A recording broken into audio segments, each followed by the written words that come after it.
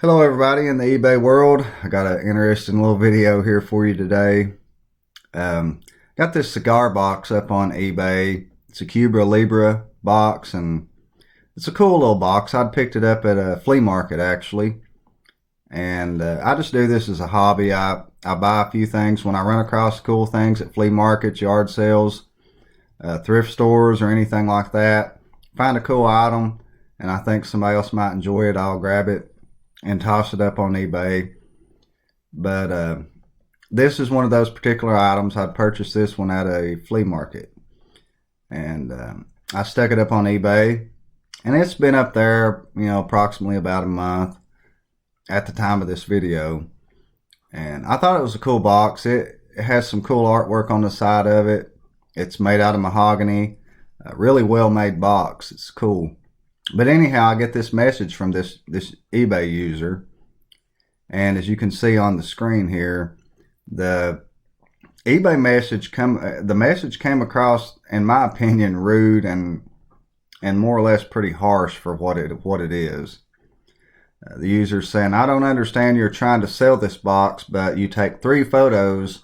I have no idea what it looks like or what it looks inside or under. Oh well," with 3 question marks.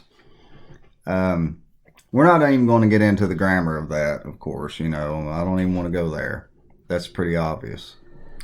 But that if this guy had just messaged me and said, "Hey, I'm interested in buying this box. You care to post a couple more pictures of it so I can see? I'd like to see the inside and the bottom," I would have been more than 100% happy to do that. But to come across like that guy did, that's totally the type of eBay buyer or seller that I wouldn't want to mess with.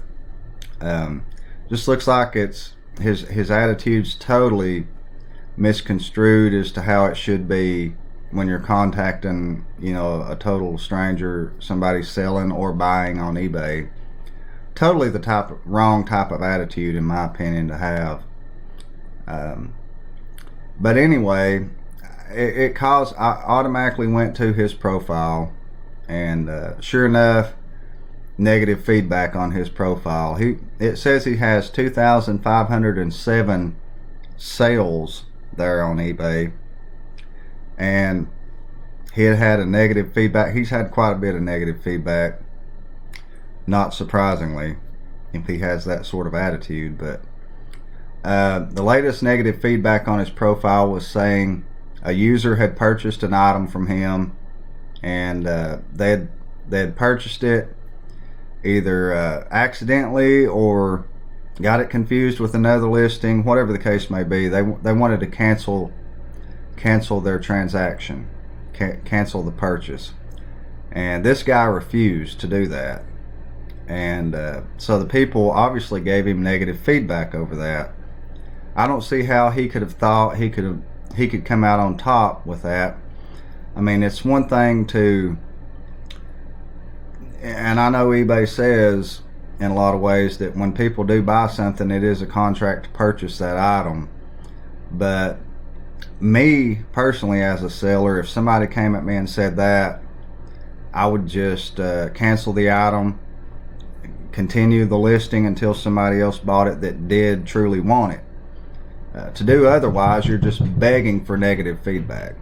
If you force somebody into buying an item, whether it's true that they did it accidentally or not, if you're forcing people to buy something they do not want and carry through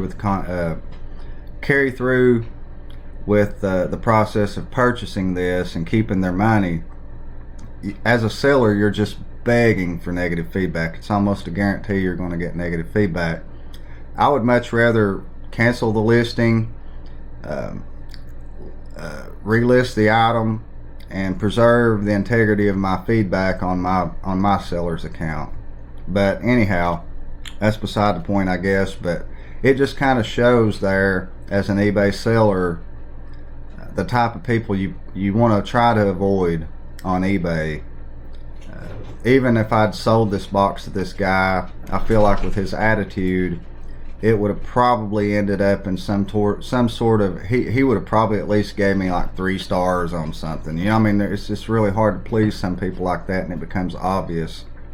But I got lucky and dodged it here because he had messaged me and contacted me prior to buying the item and showed me that up front. So I went, after I looked at his feedback and all that and saw the negative feedback on his profile, I blocked him. And you can do that by going to your account, go to the I think it says the help and technical support, and if you type in the little search bar, if you just type in block, it'll bring up a little button there that allows you to block the user, or block a buyer, block a user, and you can type in the user's username.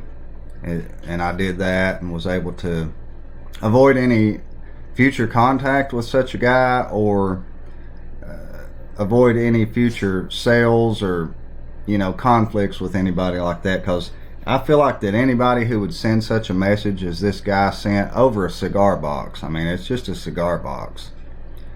There's nothing really life-changing about a cigar box, you know, and for somebody to really have that type of attitude over some menial item such as this,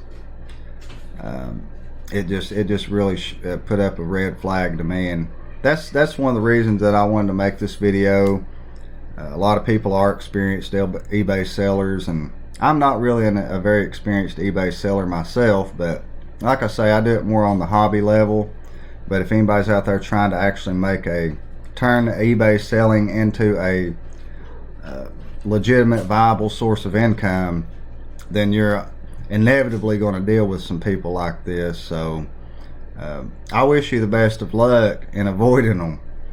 And like I say, I got very lucky and was able to avoid this type of eBay user there before he was able to get into a contract of either purchasing or selling an item to me, or buying one from me, and I was able to avoid dealing with the guy. So anyhow, I find it funny that somebody would get, I find it funny that somebody, and comical that somebody would get this bent out of shape over a cigar box enough to send somebody a rude message and not really just try to go the route of being polite to start with. He just automatically went to the assumption that, hey, you're stupid, you didn't send pictures of, you know, every minute detail of this box.